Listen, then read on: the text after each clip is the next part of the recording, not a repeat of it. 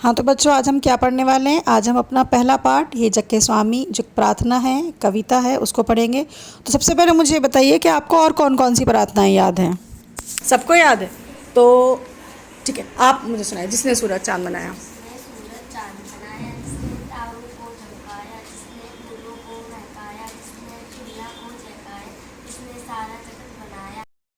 तो यहाँ पर जिसने शब्द किसके लिए इस्तेमाल किया गया बताइए। किसने बनाया? जिसने सूरज चाँद बनाया। किसने बनाया सूरज चाँद? ईश्वर ने बनाया है ना, यानी कि भगवान ने बनाया। जिसने, आगे लाइन क्या है? जिसने सूरज, चलिए सब पढ़ते हैं एक बार को। जिसने सूरज चाँद बनाया। तो किसने बनाया सूरज चाँद?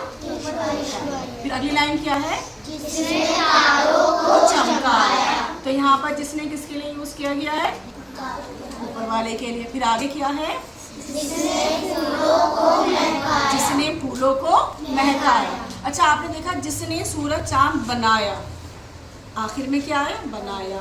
फिर दूसरी लाइन क्या है बताइए? चमकाया। बनाया, चमकाया। अब तीसरी लाइन बताइए क्या है? जिसने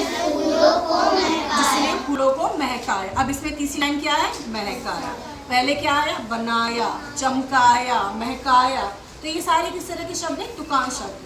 और इससे हमारी लय बन गई है। और कविता क्या होती है? कविता के अंदर लय का ध्यान रखा जाता है, जिससे हम उस चीज़ को गा के पढ़ सकें। और आगे और कोई दूसरी प्रार्थना?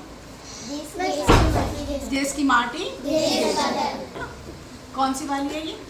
आप तीनों पढ़िए एक साथ, है ना। चलिए आप तीनों सुनाइए एक साथ। देश की माटी, देश का जल, हवा देश की, देश का फल, सरस बने पलू सरस बने, देश के घर और देश के घाट, देश के वन और देश के बाट, सरल बने पलू सरल बने, देश के तन और देश के मन, देश के घर के भाई बहन, विमल बने पलू विमल बने।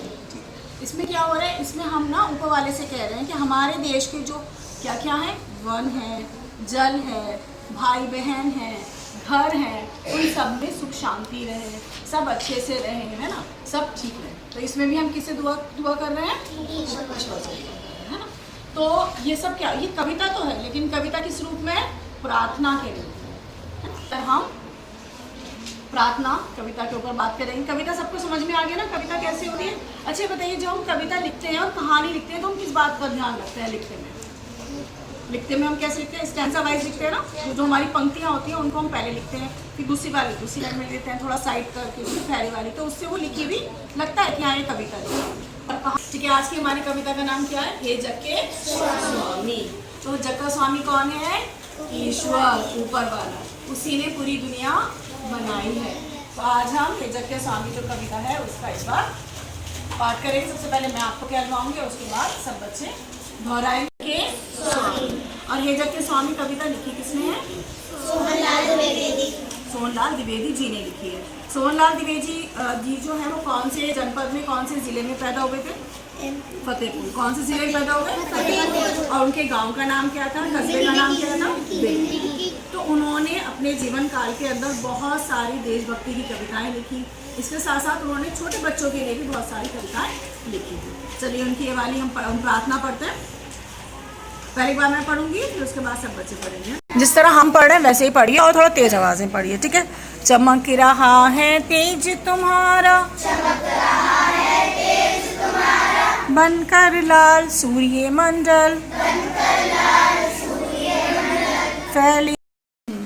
चमक रहा है तेज तुम्हारा, चमक रहा है तेज तुम्हारा, बनकर लाल सूर्य मंडल, बनकर लाल सूर्य मंडल, फैल रही है कीर्ति तुम्हारी, फैल रही है कीर्ति तुम्हारी, बनकर के चांदनी धवल, बनकर के चांदनी धवल, चमक रहे हैं लाखों तारे, चमक रहे हैं लाखों तारे, बन तेरा श्रृंगार अमल, बड़े चमका देना